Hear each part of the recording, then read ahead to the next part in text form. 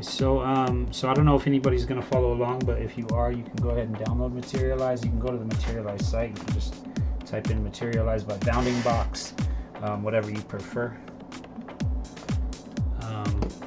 And what you get here is a user interface that looks kind of like this, right? So now what you're gonna do is this is the part that just took me a minute to learn, like when I first started playing with it. So you see you've got your height map, your diffuse map, your normal map, your metallic, your smoothness, your edge, which is kind of like your sharpness, and then your ambient occlusion. And so you're gonna want to go ahead and get started with your diffuse map, right? So what I gave you guys was this here. This is all off of my beast. This is his balaclava. This is the balaclava normal map. And if you guys are, I imagine most of you are familiar with the texture maps. If not, let me know. I can kind of give you a little bit more of a breakdown, and you'll start to see as I do this. Excuse me. You've got his jeans, and then his coat, and his bandana. So I'm just gonna go ahead and start off with, I don't know, like his balaclava, right? Let's go ahead and open.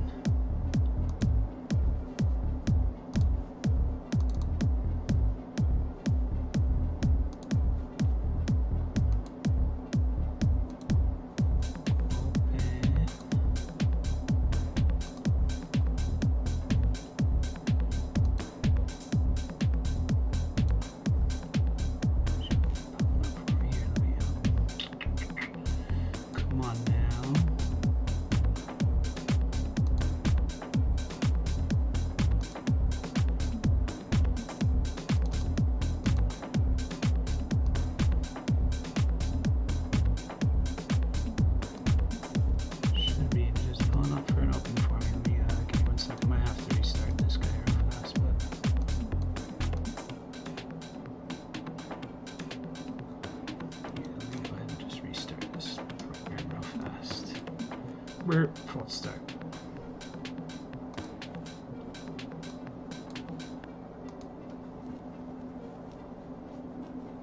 So yeah, what you can end up doing is I've created like some really cool tattoos that end up looking like brands.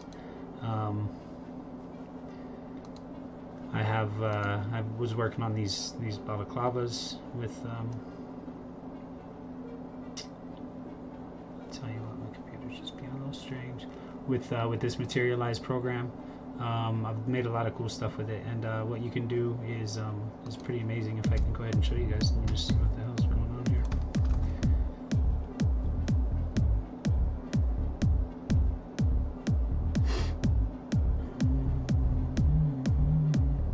Just installed it.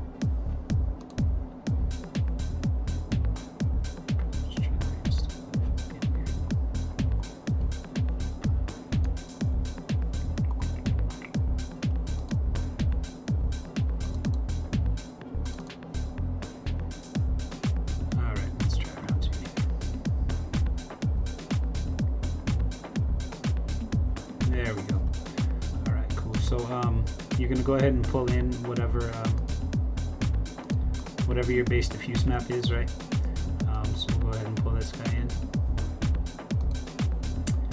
and then you go ahead and go hit edit, and so now you've got your material right here, and you can put it on different shapes and things like that. You can rotate it, right, so you can really see what's going on. You've got your little reveal slider here. So basically, you're just working a bunch of different sliders to get your image fine-tuned the way that you want it. You can really bring up a lot of depth with your height map, which I can show you in a few. You can darken it, really remove some of the light. Now on the diffuse, you don't really need to do a whole lot typically, from what I've found. You're going to get most of your action out of your height map, right? But you can see here, if you start to kind of make some of these adjustments,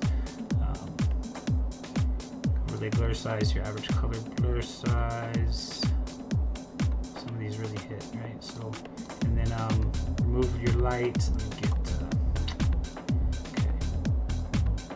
All right, there we go. That's what I was looking for. So anyway, so you can really play with your material, right? Get that set. And then I don't need to mess with that too much. I'll just go ahead and set that as my diffuse. And then from there, you go ahead and open your height map. You go to your height map, and what you do for that, let me get this little guy out the way, is you just go create, right? And then this will start to create your height map. So any one that you move to, you just hit create, and then it'll pull up the same, same thing. You just have now you have a different set on your sliders, right? And so this is like a frequency weight equalizer, which is really just like your bass and your high frequencies, which is also your light and your dark, essentially. It's got a few presets here that you can rock with. You can really see how it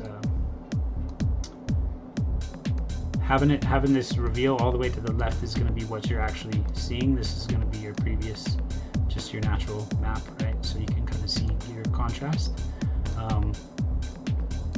So you want to go ahead and I'm not like super fine-tuned master pro at these sliders, but you can definitely start to do some work and start to get some real depth. This is your height map, right? And so your height map is going to be all blacks and grays. It's not like your normal map, which is your reds, blues, and greens. So this one you kind of really get more of a you can get a lot of depth out of your height map, or height out of your height map, either way you want to call it.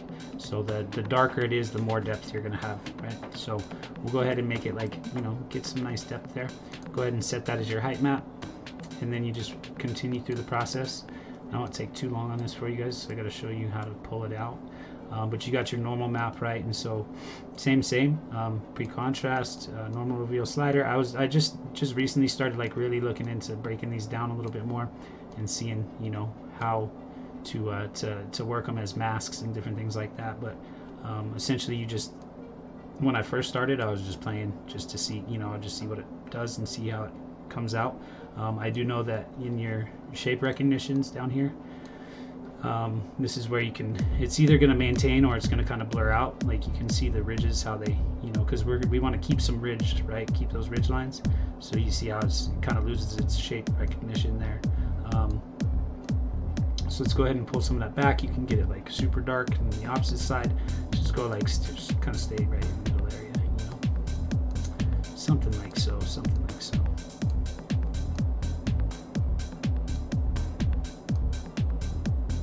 Yeah, that's good enough. Angularity. Go ahead and set that as the normal. Now your metallic is a mask. There's nothing metallic on here to mask, but if you when you go pick a color on here, the color that you would pick and highlight is going to end up showing up metallic, right? So we don't even really need to use this necessarily because we're not going for a metallic on here. So I'm gonna we can still burn it out, or still bake it out, but we don't really need to apply it when we're using it. Smoothness map, go ahead and create, and same, we just run through them all. Metal smoothness, this is going to be the opposite pretty much of your, how on Blender you guys have metallic and you have your roughness.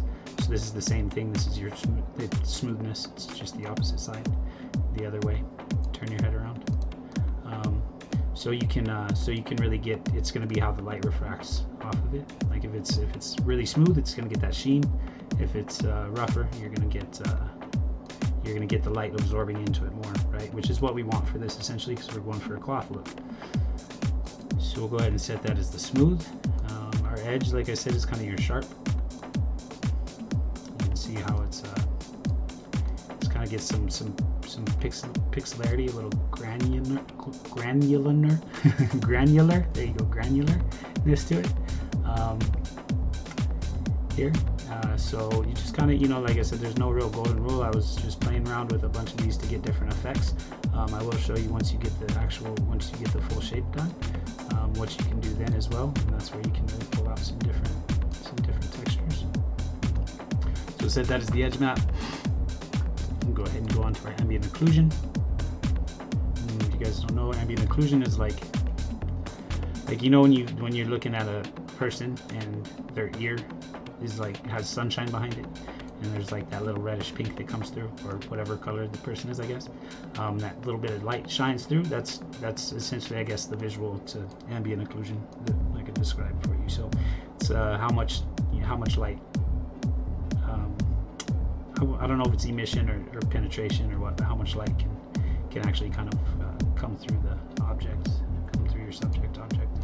So so we're just going to go ahead and find somewhere on here that's going to seem like we probably don't want too much. We don't want it to be too washed out, right? That would be like pretty washed out. So we'll keep it fairly on the dark side, and we'll adjust with more of an exterior light. Okay, and then so we got our ambient occlusion map, and now we're going to go ahead and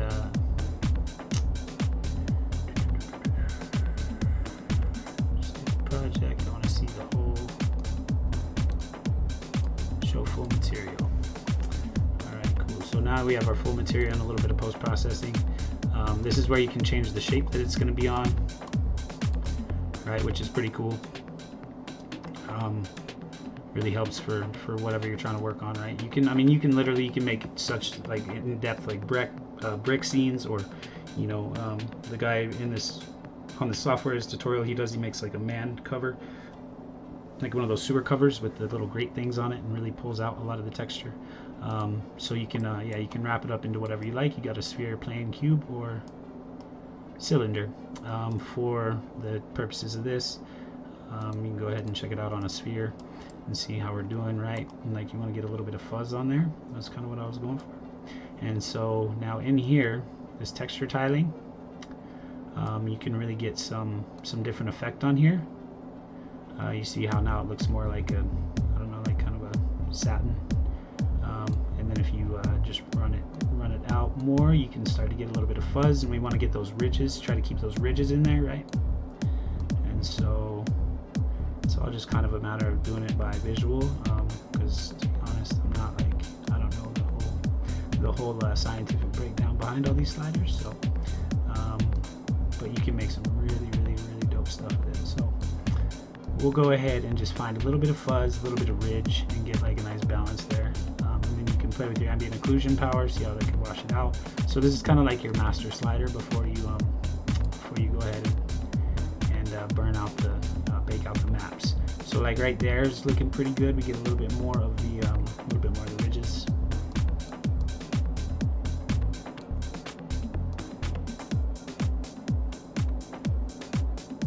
Get them a little bit bigger and a little fuzz. Like right about there would probably be good. I think that looks decent. Metallic multiplier we don't really need because we're not necessarily running a metallic on there. And our smoothness multiplier, yeah, we'll put up a little bit. Parallax displacement, that's that guy. Take it to like right about there. All right, cool. So now you got that done, and like I said, you can do like, this is a very kind of non-dramatic display on the eyes, right? Like when you are working with, say, like a picture or something, like some of the tattoos, some of the brand tattoos that I made look super cool. But this, I'll just show you how it translates over into Blender and gets onto your beast, like on the balaclava. So we're gonna go ahead and save the project. Go with a new folder. It's gonna be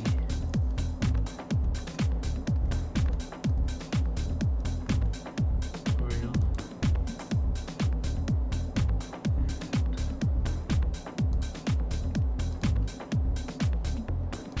File name. We'll go.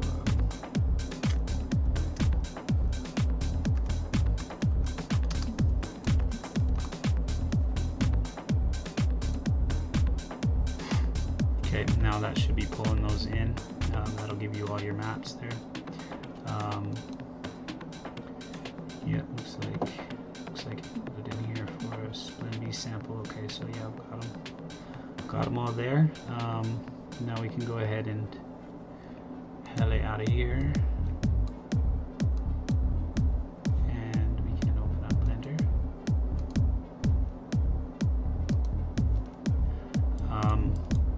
So here, let me get rid of this guy. What I was gonna do today was show you guys some AccuRig, but this here add-on it's a free plugin that comes with it. I can still fill you guys in if we have time here in the end quickly, but there's a little bug on importing the materials right now, so I didn't want to like throw you guys off on that. And so yeah, it works really well except right now. So I figured I'll kind of just pivot over to this and show you guys a little bit of material work. I don't know who all has what experience So now in your one thing I will do is utilize the lighting though. So in your in Blender here, you know, most of you are probably familiar that you have your material properties over here on this sidebar. I kind of covered that in the tutorial, the original tutorial that I did for you guys on the basics of Blender. So when you're working with your materials, you just, you know, obviously you select on it, and then you've got, it's going to pull up right here. You've got your material that this can have multiple materials in it right here, this window. What you'll end up seeing is right here on this little drop down, this is going to be all the materials that are in your scene. So that's how it ends up saving out. So basically any material that you have in your scene, you can access to put onto, and I had more materials in here, obviously that's why these are all like doubled up and stuff, but you can access that to put it onto your actual mesh that you're going to work with, right? And these all select individually and apply individually. But you have access to them through your I don't know, you call it your texture index, I guess, material index. And so with that being said, what you want to do, all right, so there's one way here that you can apply, because you can always go ahead and you have to go into edit mode, and you have to have it selected, and then you can go ahead and find a different material. Like say I just wanted to turn them into bandana face, you know what I'm saying? And then boom, you got bandana face. So, but if you had multiple materials on here, like if it's something with multiple materials, say you have, like say we put this guy in, I don't know, we'll go in, let's go with the gloves actually, because that'll be a good little sample for you. So we'll go ahead and tab into the gloves, right? Well, there's two sets of gloves, yeah. So you can go ahead and highlight one side, and you can just have this side be, you can have just this side be one material. See if I can get it to select nicely here. I subdivided the shit out of this thing. It wasn't supposed to go that hard. All right. So anyway, this will look a little odd, but so now you can go ahead and say put a different color onto whatever. If you have something split, like you guys know, you got a coat with a couple different styles on it or something like that, right? And so if you have multiple materials in here, gotta go to new and assign and apply one, right? So and then what you do to change that, just in case anybody doesn't know, is like just a quick little run through. It's not really part of the tutorial necessarily, but you can go ahead and select a different color, whatever you want. You gotta have, you know, just go ahead and hit the plus sign and add another material. And then if you wanted to, if you have more than one material, it won't just automatically change colors. Like you guys saw how it just turned to bandana head. It won't do that if you have multiple. And so what you got to do in that case is highlight, right? I'd be probably better off just doing this. There you go. There's my brain working. And then go ahead and get this guy out of here so that I'm not just dyeing half my glove. That thing is super good. Okay. So anyway, so now that you've got that selected, you can go select. You can assign it, right? And then now this should be your blue color. When I go back into object mode. So that's what you're gonna have to do if you have multiple upon the same grouping of mesh, or the same mesh, if you have multiple materials. It's just a quick little side note for you guys. You go ahead and highlight it, hit select when you're in edit mode, hit tab to get into edit mode. When you're in edit mode, hit select, and then go ahead and assign it. And that'll give you your other material on the same mesh, right? So that's just a quick little something. So now, but to get into what we're doing here with old bandana head here now, is we need to go to the node editors, to the shader editors. This guy.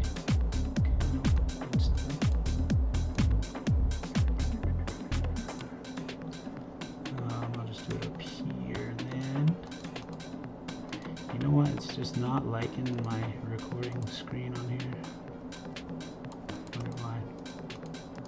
I tell you, it's Mercury retrograde right now for me, man. My electronics are not enjoying me for some reason the last couple of days. All right, cool. Got that guy off. Now we should be good to go.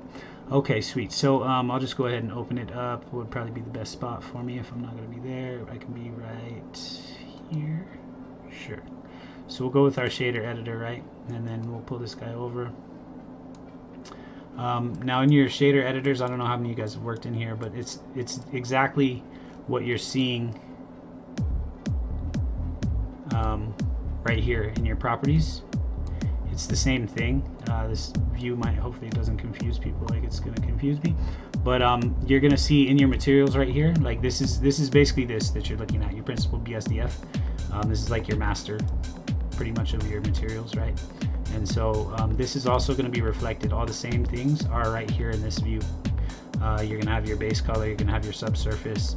All this is just a replica of that. It's just a different way to look at it. This is more like on the back end. This is more of a kind of a generic UI for people, and then this is where you can get kind of crazy and build out some cool stuff. So what I'm going to do here, this should work for me. I'm going to go ahead and delete this. This is just the image texture, right? But I don't really need all these necessarily for what I'm going to do here. And so what I will be doing is on old bandana head here is where I want it, because I'm doing this for the balaclava, right? And so I'm going to go ahead and select him. I guess I can get these lights out the way too. Just like making things complicated for myself.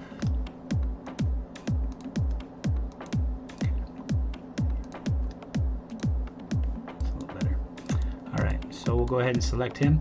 And then you have to make sure, which it should be anyway, but in your preferences, that you have your node wrangler selected and turned on. So here you've got node wrangler. Node wrangler is native with Blender. It comes native, and it's usually already turned on for you, so you should be good to go on that. And if you have node wrangler on, so I believe it's Shift Control T. Go ahead and maybe it's Shift Control T. It should be proper here. So what I'm going to do is select that folder that we have our materials in that we just burned out, right? Or that we just baked out. So let me find this guy. Base maps. Yeah. Okay. Sample.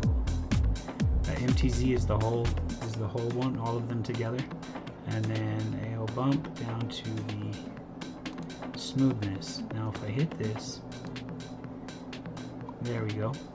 It worked. So Shift Command T is how to pull up, and basically it'll assign all your nodes, your shade editor properly. So what it does is it takes all those different maps that you just put together, that you just cooked out, and it will assign them accordingly in this chain here. Okay, and so all those images are going into a different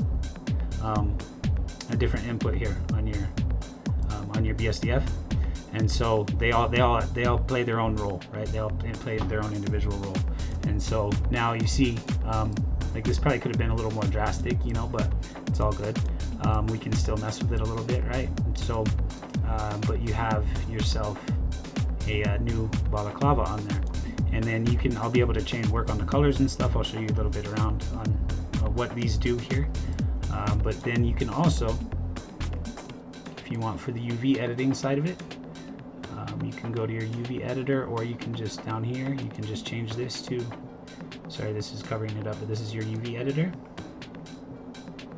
right? And then when you go ahead and hit tab to go into edit mode here, and then you want to select this, right? So you can hit L to select it all, and then you're going to get the unwrap. You're going to get the UV unwrap down here.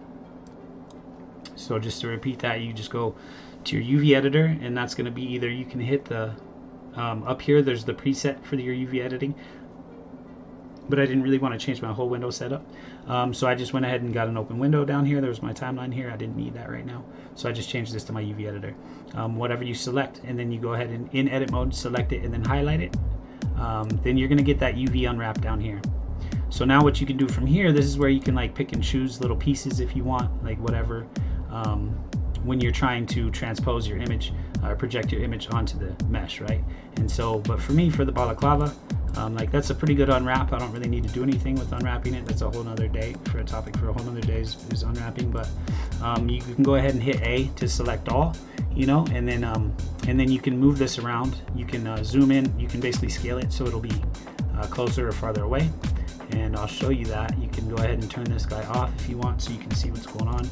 And then you come down here, and then you're going to use your same as your control keys, your S, G, R, any of those, right? And so I'm going to go ahead and try a different scale on this guy, and see you can pull it up, pull it out. You can get a little bit thinner on the ribs. You can go ahead and get nice and close in. See, that's going to get nice and fat on the ribs, right? And so you just really want to try to get the best spot for how you, what kind of, I guess it would be what pixels you have your maps cooked at or baked at. You just kind of can play that by ear. Obviously, there's obviously going to be a part where they start to get blown out and don't look good, and then there's going to be a part where they're barely visible, you know. So you kind of just find the sweet spot according to what you're trying to do. We got a little bit more of a texture there, ridge on the balaclava comparatively.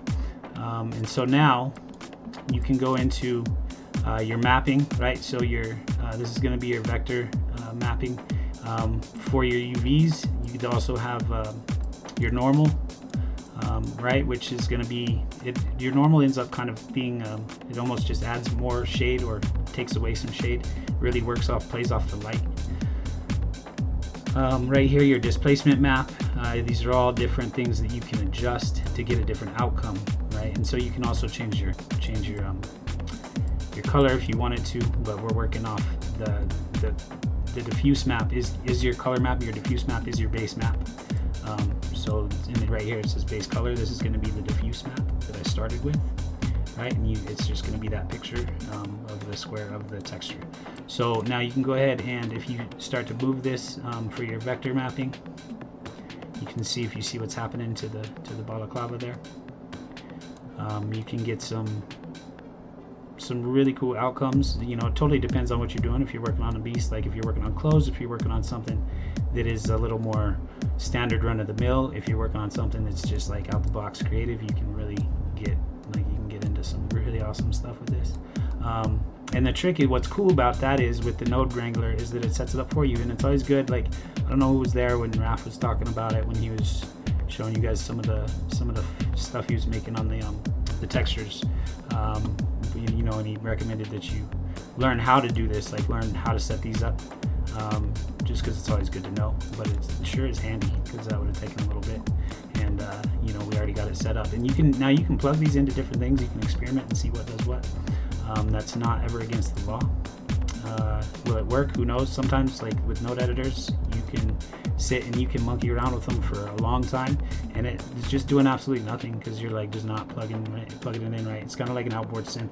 You know, you got to know, kind of have some intention and know what's going on to get the desired result. Now, typically on these maps, you're gonna want to turn most of them to non-color,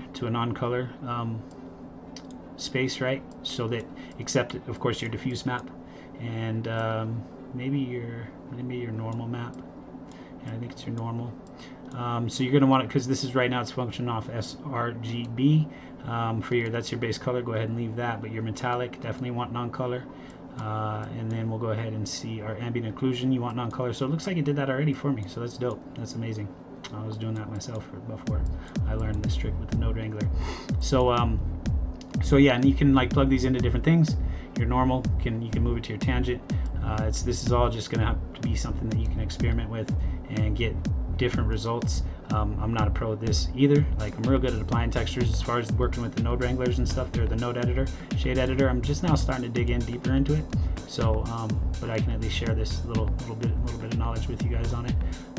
But yeah, so there on your displacement, you got a scale, and you see how that really starts to change the appearance of the balaclava. That's literally scaling out your texture. So that's one way that you can make really dope materials, right? So now we could do the same thing like for the shirt. You know, this is a wool shirt. You do the same thing for this. You can do the same thing for the pants, and you can really start to bring these to life, like really give them a lifelike texture, look, and feel, you know. So And then you can see like on the bandana, it was getting the trick out anyway. It looks like you're like a nice corduroy, you know. So you can do this with anything with this Materialize. And just so you guys remember to write it down, it's Shift Control T. What you want to do is go ahead and hover over your principal BDSF though, and then hit Shift Control T, and it'll pull up a file directory. And then after you're done in Materialize, all those will save into a file. And you guys saw what I did there. You just go and select it. Select the ones you want to pull over, hit enter, and then bam, you got them pulled over. So that's how you get down with that. Now let's see, is there something else that I can tell you guys about this here program with Materialize or with materials? Does anybody have any questions up till now? Possibly.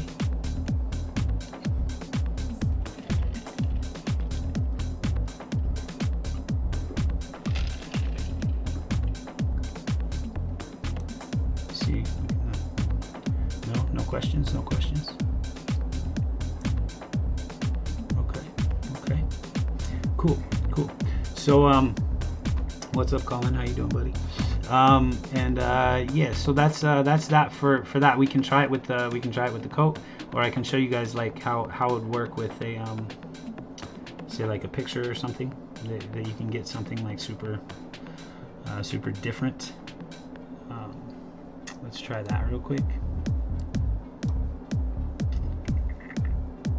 So just type that down real fast. Let me go ahead and find a picture. That I want to use. Here we go. This one's pulling on. All right, cool. So we're gonna get a little crazy here, and we're gonna do this guy.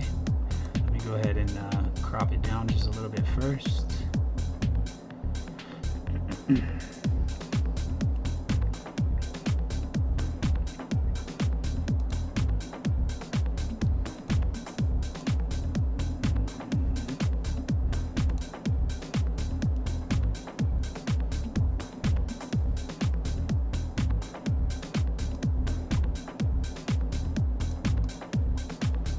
Really miss my Mac still. I don't know who here is a Mac person, but this guy. Let me just go ahead and crop this session. Yeah, there we go. So what we'll do is we'll bring this thing to life here.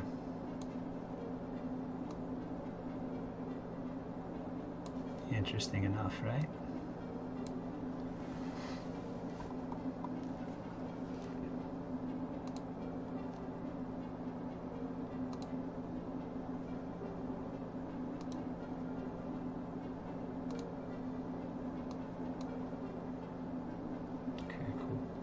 So now we've got Materialize up. We'll go ahead and clear out all the texture maps. And like I said, I mean, you can work with that. You can work that texture a lot more. You can really get down, refine it, and make it look really beautiful. You know, there's just a lot of opportunity, a lot of potential with this program. There's been some games and stuff that like the majority of the textures, the majority of what you're seeing in there was made with this. The potential like goes way farther beyond what I've tapped in with it. How much I've tapped into it, but so we'll go ahead and go to our diffuse again, and let's see where this guy's at. It's gonna be under, where is this? Downloads. So my desktop will be here.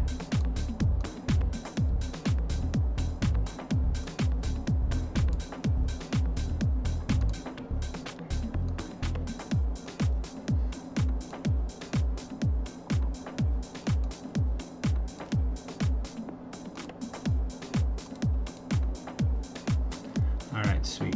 Now we're going to go ahead and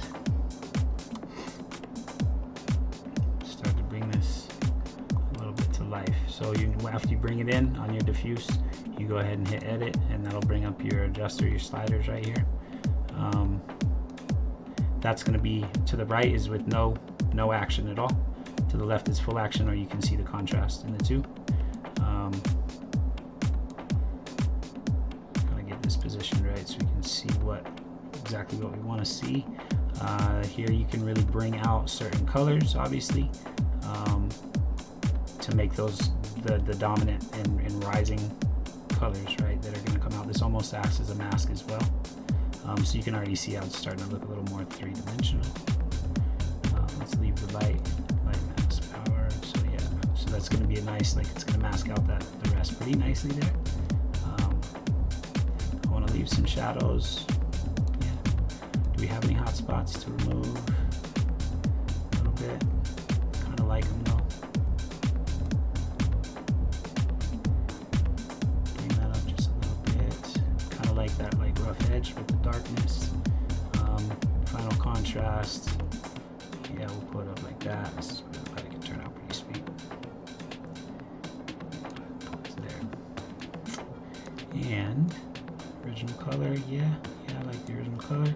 And then saturation, obviously you want to leave it pretty saturated if you're trying to do this. Like I said, this acts as a mask, so if you unsaturate it, you're kind of defeating the purpose of your mask.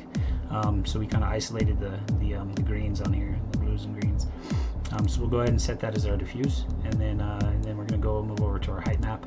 Go ahead and hit create, and this is going to be all in your blacks and grays with your on your frequency contrast equalizer, which we are all just frequency, colors, voices, everything. So it makes sense. It goes from it's going to go from your low end frequency to your high end frequency, which is going to be your lighter and your darker. I'm not sure if he has it left to right or right to left, but let's go ahead and check. We can just check some of these presets too while we're playing around here.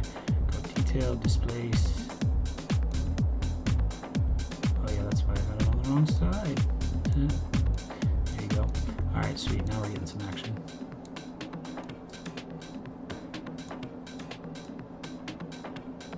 So it looks like it's going to be typical. Your left side is going to be your low end frequencies. But we'll get a nice little depth map going on here, a height map, something like that. We don't got to get too crazy. Let's see what the cracks looks like. No, I liked that before. Cool. So we'll go here, do something like this, just so we can keep moving on it. 140. All right, cool. I don't want to wash it out too much, right? Like I want to leave some nice. There we go. That should turn out pretty dope.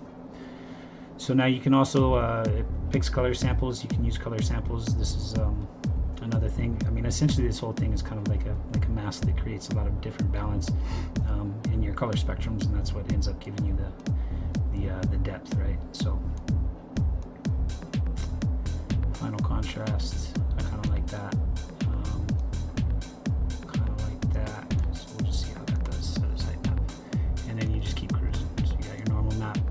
I'm just going to kind of leave this one the way it is. I don't think I need to mess with it too much. It's looking like I got a decent amount of contrast, decent amount of rise and fall already on what I was doing with the height map and the diffuse.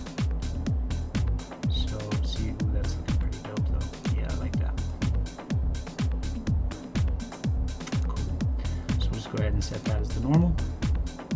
This one we can use metallic, right? Because you can imagine some of this would be metal, right? So we'll go ahead and create, and then here you can pick a color, use a color picker, and pick what color you're going to mask to be metal.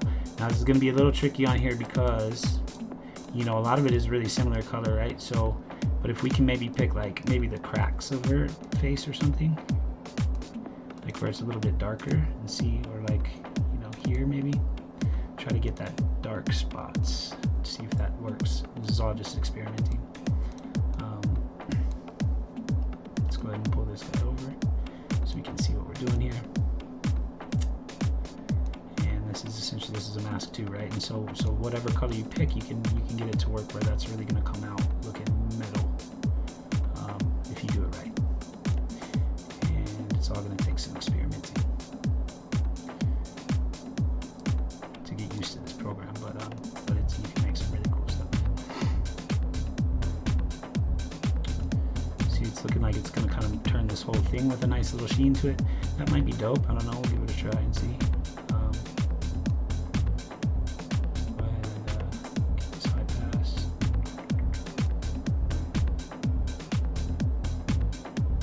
Give it like a little shimmer like that. All right, cool. So now we'll go ahead and give that a try. And then smoothness, same. Go to create. Pull your slider over. Like I said before, just like how you have your metallic and your roughness in Blender, this is really similar here. So it's going to either increase your sheen and increase the gloss, or it's going to soak up more of the light. So go ahead and give that a try.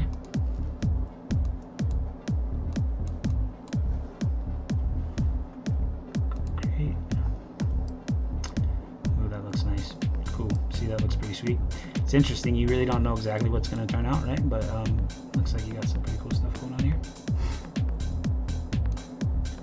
And this is your edge, so it's like your sharpness essentially, like I was saying before. You can pinch it down and really get it kind of pixelated, or you can open it up and really keep that high grain count in there. Cool, that looks good to me. I have no idea what this is going to look like, but we'll see. And then your ambient occlusion, last but not least. So you can get a little bit of light shine through it, light pulling through it, which obviously is going to affect everything. It's all light, you know, everything we see. It's all how the light's responding to surfaces around us. So that is what you are, basically. It's how our vision is made, how our perception is made.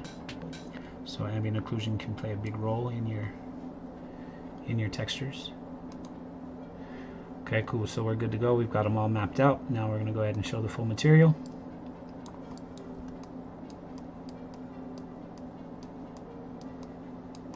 This is on sphere, obviously. Let's go ahead and try it on like cubed out. It's looking pretty cool. Totally different than anything you'd really expect. That's cubed out, and then we'll go ahead and check it out on a plane. And then you can also, like I said, you can move this, right? So you can fit it into, like say we wanted to get it looking like a picture frame picture.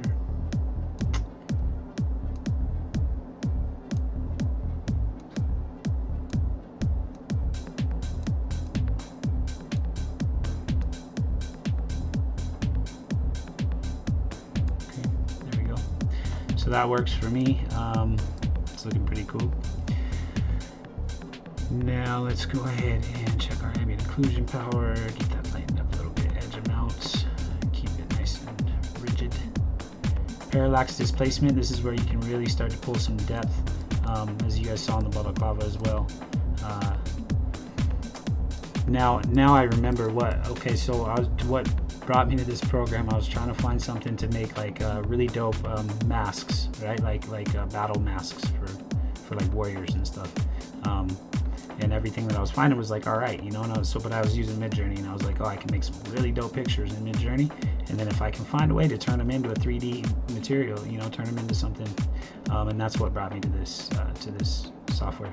So you can really see, and that what's giving it the super high ridge line here is going to be your height map. That's what you get with the height. So yeah, we'll just go ahead and like try something like this, you know, why not? Who knows what it'll turn out to do here. Typically when I was doing this, I'll be taking it and I'll slap it on a character for skin and like do, like I said, like a branded tattoo.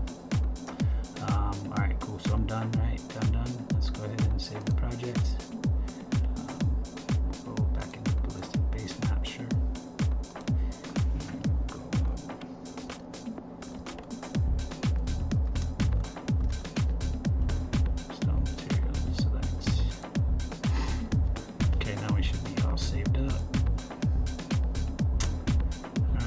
We got all of our maps right here, so we're good to go. Now we can pop back into Blender real quick. And what I might do, I might actually pull in like a different character, because I don't really know what I do with it on the beast, to be honest. But let's go ahead and pull up, like I did before. We'll go ahead and pull up our node editor, shade node editor, shader editor, and then whichever part of whatever you're gonna do it on, like I'll just select this just to try.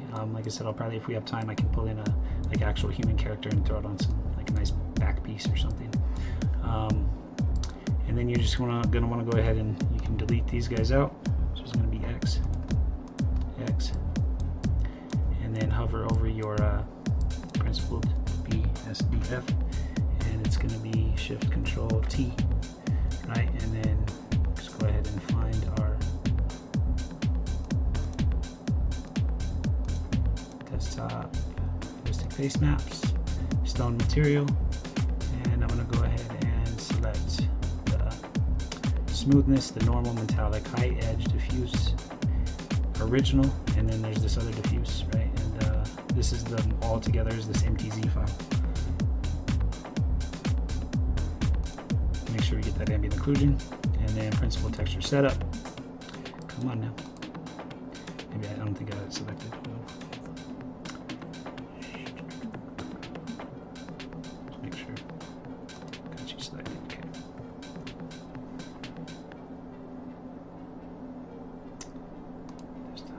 Base maps.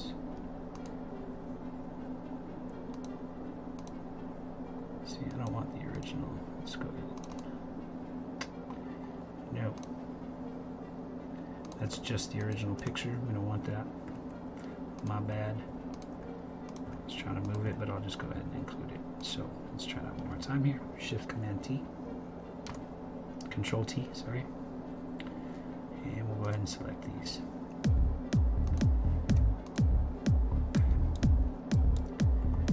And we've got our setup, right? Pulled them all in proper.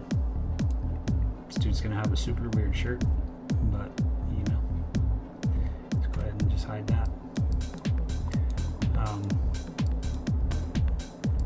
So now you can see, like I said, he got a kind of weird shirt. Maybe he's a little Asian dude now. You know, he's rocking his club set. He's about to go out and tear it up on the dance floor. So what we want to do now here is let's go ahead and go to our UV editor again.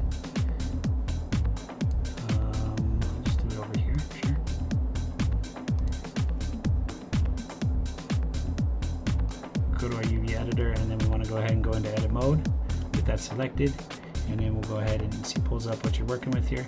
Go ahead and select it all, and I could probably subdivide this shirt, but for just the purposes of this, it's all good.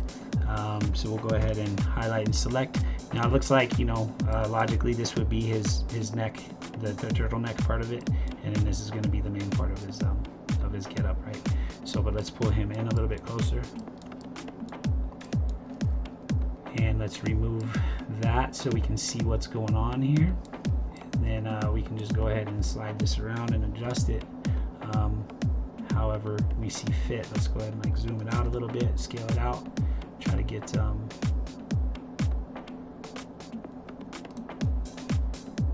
you know, it's like that's a crazy shirt, but you know, who would rock it but this guy? But well, you guys see the point, right? So you can really get and you see how it's nice and textured.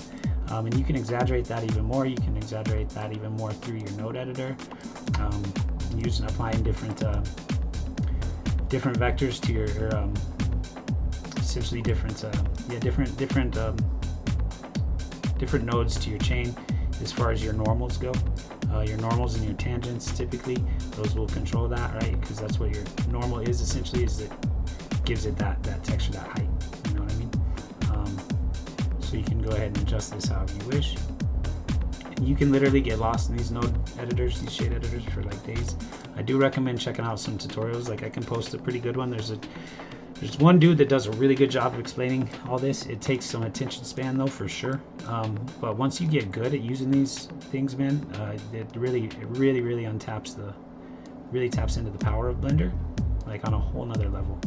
And you don't even want to get started on the geometry nodes. Like you can just do the craziest stuff with those. So anyway, so that's Materialize.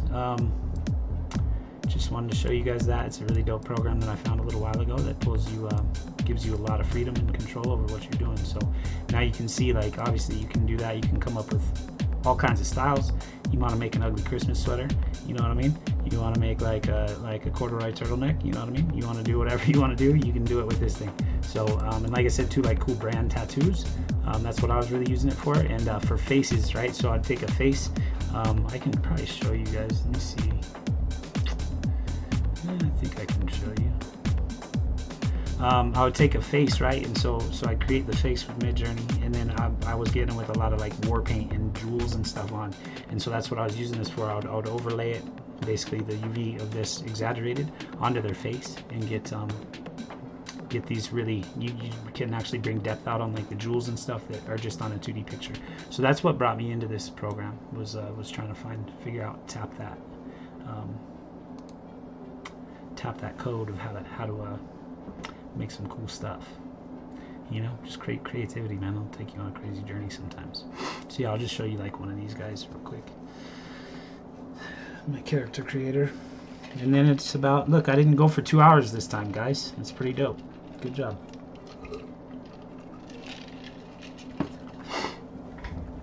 Right on time.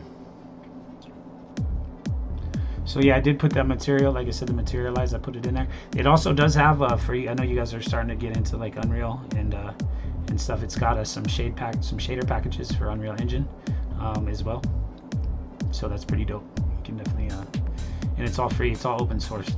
And I believe it does work for Mac too. I'm almost positive because I know I was using it on my Mac before this. So I don't think I'm getting Mandela'd on that one.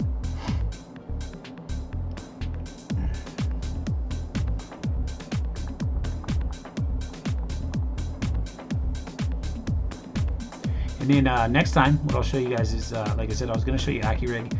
It's super good, really, really powerful tool. AccuRig is, you don't need to have a character creator to use AccuRig. It's obviously, you know, awesome if you do, but you don't need to have it. And basically, there is a pipeline. So there's a auto. It's called auto setup, and it's to run from here to Blender. But you can go just from AccuRig to Blender, and you can use the power of that auto setup. But right now, this last update they did, it wasn't working too well. So I'm having problems pulling the textures over, so you gotta like automatic, or you gotta manually do it all, which isn't that big of a deal, but I didn't want to show you guys like a busted system. So that's why I kind of just pivoted a little bit here. And I don't even know if I have any of these girls stored on here anymore. I think I moved them. If you guys haven't ever worked in Character Creator, it's pretty awesome. Yeah, I don't think I even have any of these stored in here anymore right now. So I'll post some pictures for you guys after we close up here. See what's up, bro. So alrighty. Alright guys, well hey, much love to you. Yeah, for sure, bro. Appreciate you, man. I'll talk to you here shortly. You guys have a beautiful day. Drink your water, you know, get your rest, and stay creative, man. Love y'all.